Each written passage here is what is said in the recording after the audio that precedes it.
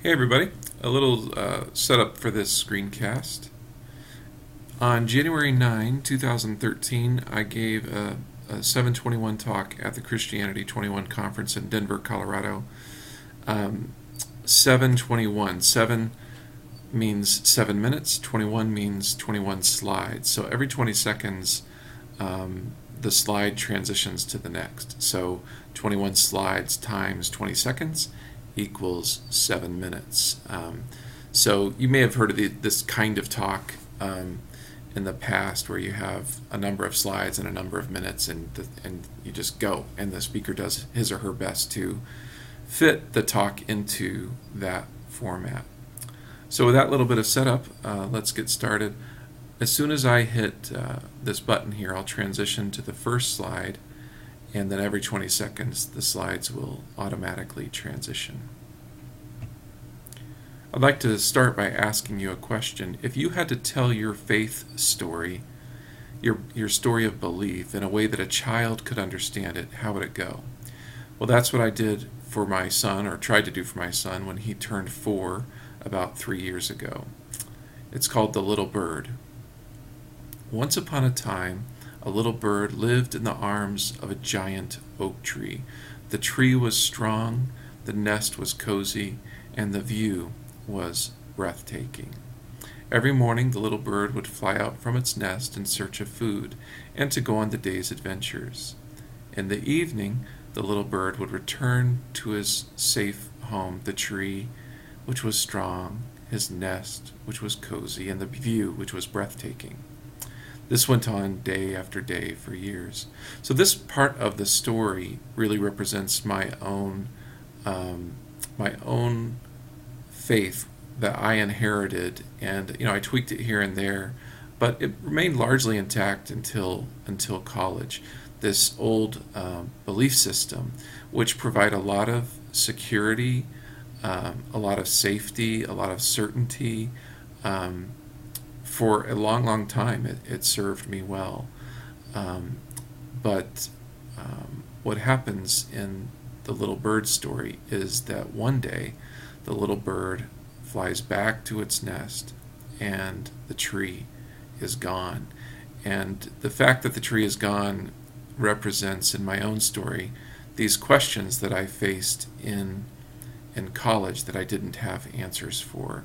I'll never forget the professor who sort of looked down at me and said, "You don't really believe that girls who don't have sex get pregnant, do you?"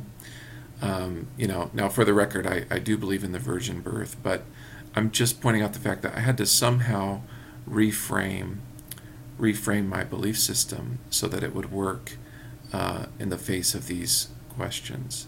This slide of the bird crying represents the trauma that caused for me, having to give up my old belief system.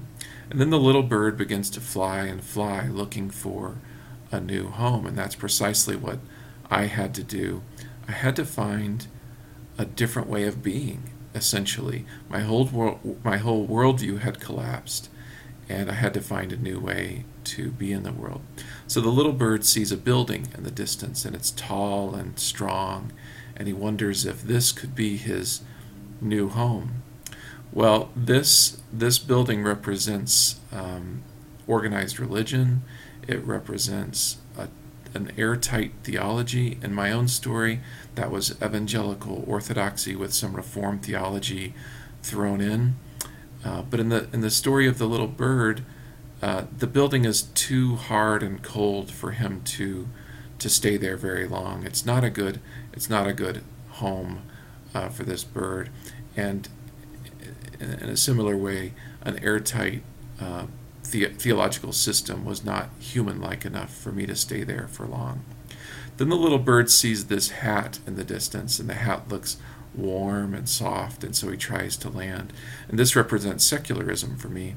For a period of my life, I tried to do life without God, just tried to go on my merry way and live.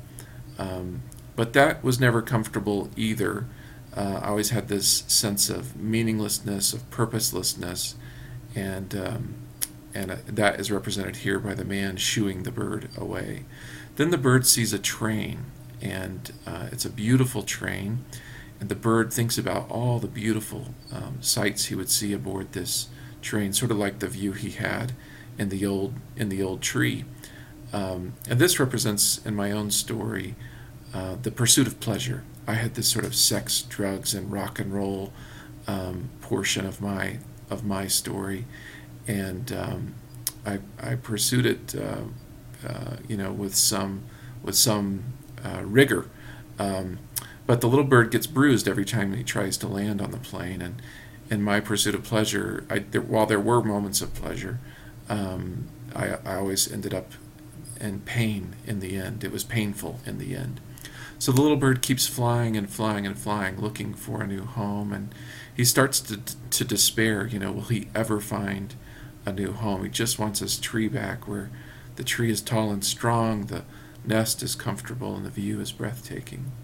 But in the distance, the bird sees something, and he can't quite make it out at first, but as it gets closer, he notices that it's other birds, hundreds of them, and he wonders if he could find, if perhaps he could find a new home with them. But he's nervous. Will they welcome him? Will they make room for him? Will they laugh at him? We've all experienced that anxiety. It reminds me of the high school student that walks into a cafeteria and wonders where to sit. We've all been there.